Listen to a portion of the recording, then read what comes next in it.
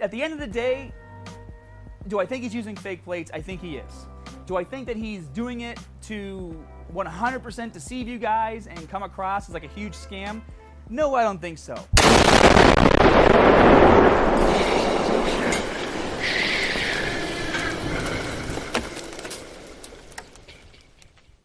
It's the year 2020, and I can't believe we have fitness influencers or people in the fitness industry who are actually justifying the usage of fake weights. For those of you who are not aware of who Scott Herman is, I think he runs a channel called Scott Herman Fitness.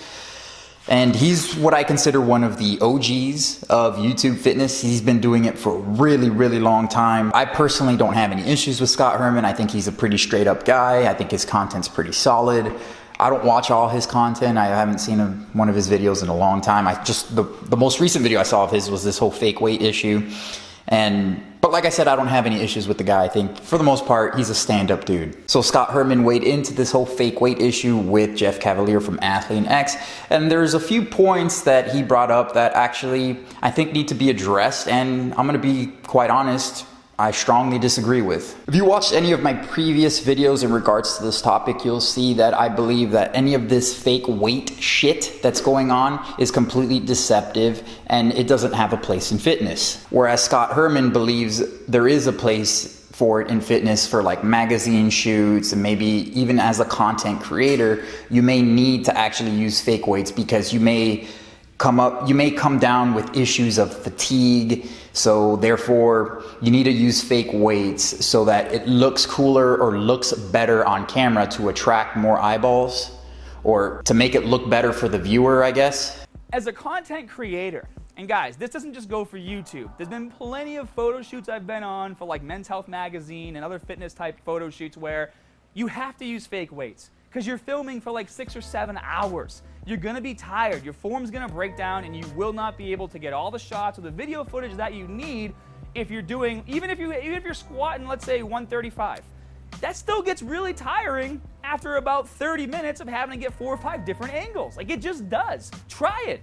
A lot of you guys don't even squat that much in your regular workouts. But when you're filming videos, you have to get, well, at least in my videos, Ricky and I, we try to get like fancy and cinematic. So we'll film the same exercise for like 6 or 7 sets from different angles, and we have to make it look good. And part of making it look good is putting weight on the bar. The point that Scott Herman seems to be trying to get across is that it looks cooler or more convincing to load the bar with more weight, because that way it's gonna detract any type of haters from raiding the comment sections and talking shit to the content creator or the person who's in the video as being a weakling or some ridiculous excuse.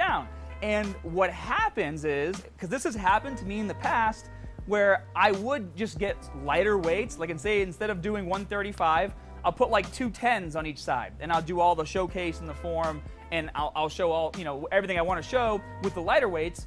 Then in the comments section, you just start reading all the ignorant comments of people being like, why would I take advice from you? You can barely even curl 75 pounds. You're pathetic. You're weak, blah, blah, blah, blah, blah. And it goes on and on and on and on, because you guys are seeing a finished video that's 8 minutes long. You can't fathom the amount of repetitions it took to get that video done the right way. So therefore, that justifies the reasoning or the reason behind it using fake weights, though Scott himself openly admits that he's never used fake weights, which I commend him for being an actual fitness person, but he uses 10-pound bumper plates, which look a little bit bigger, which, if you ask me, is not a form of deception either. That's fine, he's just using less weight. I've always noticed it. I really don't give a shit. And I think that's actually a pretty long stretch to say that people actually care about how much weight is being used on the bar, and just because people are going to talk shit about there not being enough weight on the bar, I don't think that makes it a justifiable reason to use fake weights, because when you use fake weights, it's deceptive. It's a form of lying. That's not real weight. And I'm gonna give you a perfect example. One of the best squat videos I've ever seen from Alan Thrall. He demonstrates the video with an empty bar. And if you look in the comment sections of his video, I don't see any hate comments. Maybe there was, and maybe he deleted them or whatever, or they got blocked, whatever. And even if there were hate comments, so what? That's what you signed up for. It's YouTube. There's a bunch of crazy people out there. There's always gonna be fucking haters and dumbasses out there. Does that mean you shouldn't create good content? Or does that mean that you should only please the dumbasses who act like hard asses when they've got a laptop, a keyboard, or one of those things that everyone seems to be addicted to, a fucking cell phone? I guess, according to that type of logic, it makes sense to potentially ruin your reputation with fake weights because there's a few haters on the internet that are gonna talk shit about you not lifting enough weight while demonstrating a certain lift in a video for instructional purposes. To me, that simply doesn't make any sense, and that sounds like a cop-out. Scott also talks about using different angles, and when you're using different angles and getting different shots, it may require multiple repetitions, which will cause a lot of fatigue and form breakdown, and that's not the point of the video. So again, I'll go back to the main point of what I'm trying to say here.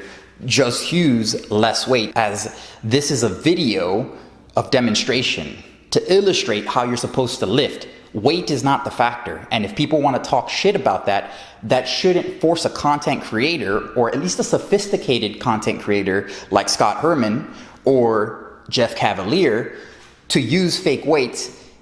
Because if you ask me, that just shows that you're being deceptive. And I think Athlean-X or Jeff Cavaliere is much smarter than that. I think there seems to be a greater reason as to why he is doing this. And for those who can't guess what it is, it's deception, it's lying, it's being a snake, it's false advertising, and there's no room for that in the fitness industry, and he should be called out on it. I also additionally wanted to address the alternate angles that are going to be used while doing all these repetitions, and it's going to cause fatigue, which is going to cause form breakdown, which would potentially justify the reasoning behind using fake weights. Again, with Jeff's videos, if you ask me, they're pretty damn basic. They're not bad, but they're pretty basic. I don't see a bunch of crazy different angles, and I know this because I've filmed videos like that, not demonstrative videos, but videos with different angles. And if you use two cameras, and as long as you use different angles, it's not really that hard and difficult. Plus, Jeff has assistants. He has his own facility. It really isn't that bad. It's not that hard, and it shouldn't cause that much fatigue. And if he is getting fatigued, then use less weight. It's gonna take a lot, or an athlete like Jeff, because he is an athlete, he proclaims to be an athlete, to actually get tired from doing an empty barbell or doing much less weight than what he is showing he is actually doing. So what's the angle here? But when you use a fake plate that says 45 on the side, and you're not admitting that they're fake plates, and you're using those, let's say not for curls, but to showcase a 490-pound deadlift, that's where the line, I feel like, starts to get blurred a bit, and that's where I think people are starting to have this problem where, you know, is he lying? Can we trust him? Is this going to impact, you know, how people see him? The lines are not blurred here. The lines are not blurry at all here. He's being deceptive. There's no need to do this. And in regards to him being deceptive, I'm gonna bring up a few points why I think he is being deceptive. I actually had a fellow viewer, subscriber, who actually brought this up. This viewer/subscriber's name is Athleanx89, I believe. So shout out to you. Thanks for pointing this out. This viewer/subscriber mentioned that Jeff Cavaliere had his stats taken, his height and whatnot, body fat percentage and all that stuff in the video. And he claims to be 5'10 and a half. Well, 5'10 and a half. Head back up. Is that good? Okay, yep. And move. Okay, you are at 5'10 and a half. Look at you. I'll take the half. And yet Scott Herman himself is saying he's 5'8". Bottom and sway like that without throwing you off, especially being as light as Jeff is. He's only like 5'8", maybe 170, 175 pounds. And then if you look at this video, again, thanks to Black Phoenix who showed this to me, shows that he's actually shorter than Antonio Brown, who is 5'10". So something's a little weird there. Again, why is he lying about that? People don't just grow 2 inches out of nowhere. Couple that with the fact that he knows jack shit about nutrition, and yet he's selling nutritional plans or nutrition meal plans or guidance, whatever, as add-ons to his little programs. Couple that also with the fact that he's using stock photos of people on steroids, or what looks like these people are on steroids, with these ignition phase finishers, whatever he calls them. Couple that also with the fact now that he's using fake weights. I'm smelling a lot of bullshit. And I live in North Carolina. I'm pretty sure he's up somewhere in the northeast region, I think he is, or something like that. And I could smell the bullshit from here. And of course, if I have to also, again, give a shout out to Curlean-x, because if it wasn't for Curlean-x, none of this would have been made evident. He's got a whole bunch of videos showing some of the discrepancies with his training and with Jeff Cavaliere's training, Athlean-x's trainings and his programs, and some of the things that he's saying that really doesn't make any sense. So if you want to throw that in there as well too, watch Curlean-x's videos.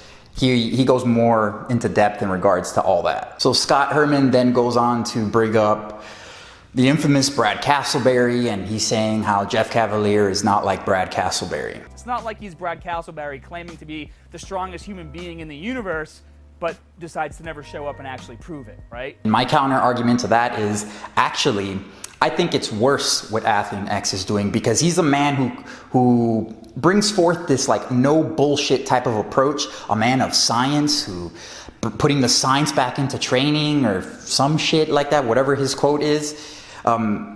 What part of science is fake weights? Brad Castleberry, on the other hand, is just a fucking tool. That's all he is. Everyone knows that that guy's a fucking tool, just being stupid on the Instagrams and YouTubes, and everyone makes fun of him.